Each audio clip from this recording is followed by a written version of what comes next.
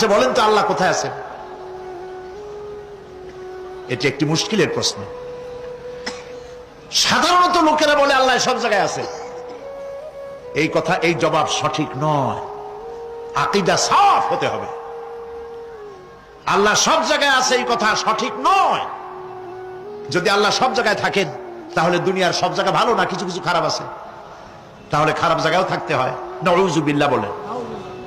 আল্লাহ কোথায় আছে এই প্রশ্ন আল্লাহরই করি।